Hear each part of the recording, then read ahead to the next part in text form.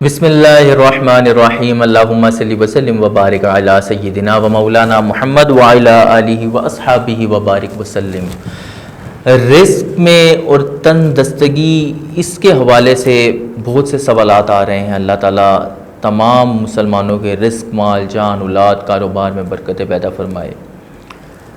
دیکھیے، وظائف اپنی جگہ، لیکن ہمیں کھلے دل کے ساتھ اللہ تبارک و تعالیٰ کا وعدہ ہے تو ہمیں صدقہ کرنا چاہیے۔ صدقہ یاد رکھیے، یہ رزق میں اضافے کا باعث ہے، بلاؤں کو تو ٹالتا ہے، یہ رزق میں اضافے کا باعث ہے۔ آپ اللہ کی راہ میں دیجئے اور اللہ سے سودا کر لیجئے کہ یا اللہ میں نے دیا ہے، اور اس ایمان، اس کامل یقین کے ساتھ کہ رب کی راہ میں دوں گا تو اللہ تعالیٰ 10 گنا بڑھا کے واپس عطا فرمائے گا۔ میں آپ کے انٹرسٹ کے لیے مولا علی شیر خدا کرم اللہ تعالیٰ وجہ الکریم کا ایک واقعہ عرض کیے دیتا ہوں۔ سیدہ فاطمہ آپ کو انار بہت پسند تھا، تو ایک دفعہ مولا علی آپ کے لیے انار لینے چلے گئے۔ راستے میں ایک فقیر تھا، اس نے سوال کیا، مولا علی نے وہ انار صدقے کی نیت سے، اللہ سے سودے کی نیت سے انار اس کو دے دیا۔ آپ گھر تشریف لائے تو انار آپ کے پاس نہیں تھا، تو پوچھا، بتایا کہ جی میں نے اللہ کی راہ میں صدقہ کر دیا۔ تو وہ بھی سیدہ کائنات ہیں اور اللہ حقیقی اللہ والی ہیں، تو وہ اس بات پہ خوش ہوئیں۔ اتنے میں دروازے پہ دستک ہوتی ہے اور حضرت بلال رضی اللہ تعالیٰ عنہ چند انار لیے مولا علی کے گھر حاضر ہوتے ہیں کہ یہ رسول اللہ صلی اللہ تعالیٰ علیہ وآلہ وسلم نے آپ کے لیے بھجوائے ہیں۔ تو مولا علی نے کہا کہ گنیے کتنے ہیں، تو انہوں نے جب کاؤنٹ کیے تو وہ 9 انار تھے۔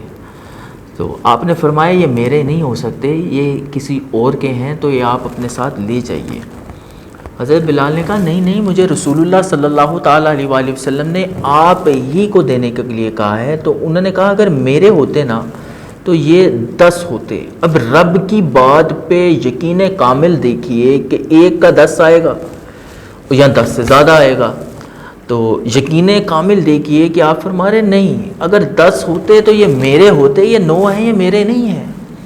تو حضرت بلال مسکرائے اور آپ نے جیب سے ایک اور انار نکال کے کل 10 انار آپ کو پیش کیے اور عرض کیا کہ مجھے رسول اللہ صلی اللہ تعالیٰ علیہ وآلہ وسلم نے اس ماجرے کے بارے میں پہلے ہی ارشاد فرما دیا تھا، تو میں تو صرف دیکھ رہا تھا کہ آپ کا یقین کامل کس قدر پختہ ہے۔ تو ہمیں رب کے اوپر کامل یقین کے ساتھ جب بھی صدقہ کریں تو رب سے سودا کر کے، رب سے عرض کر کے کہ یا اللہ میں تیری راہ میں خرچ کر رہا ہوں، بہت غربت ہے، بہت مفلسی ہے، تو مجھے اپنی جناب سے عطا فرما۔ تو اللہ عطا کرتا ہے، اللہ عطا کرتا ہے، ایسا نہیں ہے کہ رب عطا نہ کرے، رب عطا کرتا ہے۔ ابھی پچھلے دنوں میں ناران گیا ہوا تھا، تو ہمارے پاس کچھ سامان بچ گیا، تو ایک میرے ساتھ دوست تھے، انہوں نے کہا کہ ہم جہاں پہ بیٹھ کے کھانا کھا رہے تھے، تو اب ظاہر ہے وہاں سے واپسی آ رہے تھے، سامان کھانے پینے کا ساز و سامان ساتھ تھا،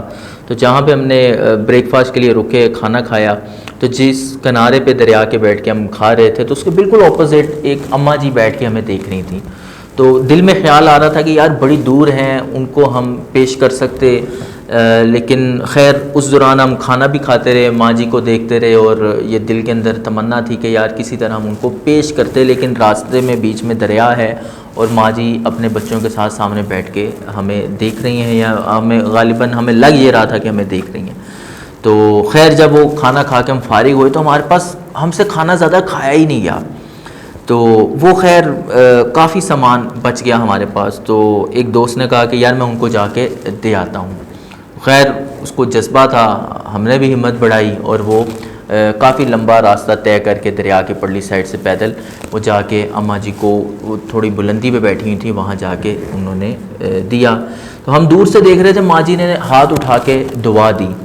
خیر وہ دے کے بھائی جو ہیں واپس آئے، ہم چل پڑے ناران سے بالا کوٹ کی طرف۔ جب بالا کوٹ ایک جگہ ہم نے کہا چلیں یار یہاں سے دریا جو ہے وہ ہم سے دور ہو جائے گا، ہم نے ایبٹ آباد کی طرف نکلنا ہے، تو ہم تھوڑی دیر یہاں پہ بیٹھ کے وقت گزارتے ہیں، عصر کی نماز پڑھتے ہیں، اور اس کے بعد پھر ہم آگے نکل جائیں گے۔ تو خیر ہم ابھی جا کے وہاں پہ بیٹھے ہی تھے تو ہمارے پاس کچھ صاحب آئے، انہوں نے اب وہ جو چیز دیکھی ہے 1 کا 10 کے حوالے سے مرض کر رہا ہوں کہ وہ ہمارے پاس ٹوٹل وہ 12 انڈے تھے اور کچھ مزید ساز و سامان تھا ان کو بنانے کے حوالے سے، اور بریڈس تھیں اور شہد اور اس ٹائپ کی چیزیں تھیں.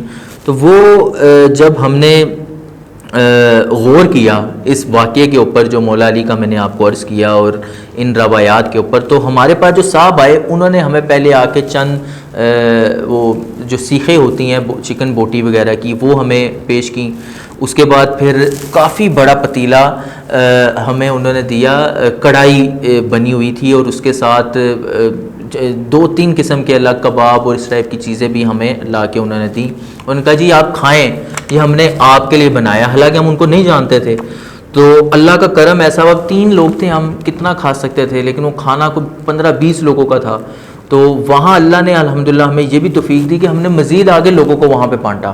تو یہ آپ سے عرض کر رہا ہوں کہ جب یقین کامل کے ساتھ کبھی کسی کو آپ چیز دیتے ہیں نا کہ رب ہمیں دے گا، رب ہمیں اس کا دگنا کر کے دے گا، اور دینے سے آتا ہے، یقین مانیے دینے سے آتا ہے. آپ کسی کو ٹریفک میں جا رہے ہیں نا، کسی کو پیچھے سے آپ راستہ بھی دے دیں گے تو اللہ تعالیٰ ایسا کرم کرے گا کہ اگر آپ نے کہیں کسی وقت کے اندر پہنچنا ہے تو آپ اس ٹائم کے اندر پہنچ جائیں گے، آپ لیٹ نہیں ہوں گے. یہ بشر یہ کہ آپ کھلے دل کے ساتھ کسی کو راستہ دے دیں، یا آپ کے لیے ٹریفک سگنلز آگے کھلتے ہی چلے جائیں گے، یا معمول سے کم آپ کو ٹریفک محسوس ہوگی. یہ اللہ کا خاص کرم ہے. آپ نے اب صرف دینا ہے، دینا سیکھیے. یقین مانیے جتنا دیں گے اللہ تبارک و تعالیٰ آپ کو ان ریٹرن اتنا ہی عطا فرمائے گا. اس کے علاوہ جب بھی آپ گھر میں موجود ہوں اپنے بچوں کی تربیت کے حوالے سے، تو یہ معمول بھی آپ اپنا لیجئے کہ اپنے جو فجر کا وقت ہے نا اس میں کسی کو سونے نہ دیں. اٹھائیے سب کو نماز کے لیے محبت پیار کے ساتھ، ڈانٹنا بھی نہیں ہے، پیار محبت کے ساتھ ان کے اندر عادت ڈالیے نماز کی. طلوع آفتاب سے لے کے طلوع صادق فجر کے وقت سے لے کے طلوع آفتاب تک یہ وقت بڑا قیمتی وقت ہے. اس میں آپ نماز پڑھیے، قرآن پاک پڑھیے، ذکر اللہ کیجئے. تو یہ رزق کے تقسیم کا وقت ہے، اس میں اللہ تعالیٰ نے بہت خیر و برکت رکھی. ہمارے اب معاشرے کے اندر یہ عام ہو گیا ہے کہ اس وقت سوئے پڑے رہتے ہیں.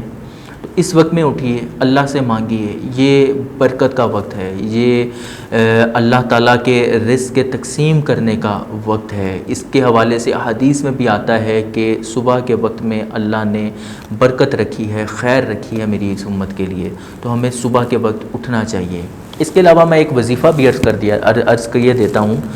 مغرب کے وقت 21 مرتبہ سورۃ الکوثر کی تلاوت کریے. مغرب کے وقت، مغرب کی جب نماز آپ ادا کر لیں تو 21 مرتبہ روزانہ سورۃ الکوثر کی تلاوت کیجئے. انشاءاللہ آپ کو برکت محسوس ہونا شروع ہو جائے گی. آپ کا چاہے مال اتنا ہی ہو لیکن اس میں خیر و برکتیں، اس میں آپ کو یوں محسوس ہوگا کہ میرا اب اتنے میں ہی گزارا ہونے کے باوجود بھی کچھ رقم بچ گئی ہے الحمدللہ. اور اگر پریشانی زیادہ ہو، مسئلے مسائل زیادہ ہوں، رزق کے حوالے سے بھی، مفلسی کے حوالے سے بھی پریشانی ہوں، لڑائی جھگڑے اس ٹائپ کی چیزیں بھی ہوں، یا دشمن کا خوف ہو، تو بھی آپ پھر ہر نماز کے بعد سورۃ الکوثر کو 21 مرتبہ پڑھنا شروع کیجئے. انشاءاللہ اللہ تعالیٰ آپ کے اوپر اپنی رحمتوں برکتوں کا نزول فرمائے گا. السلام علیکم ورحمۃ اللہ.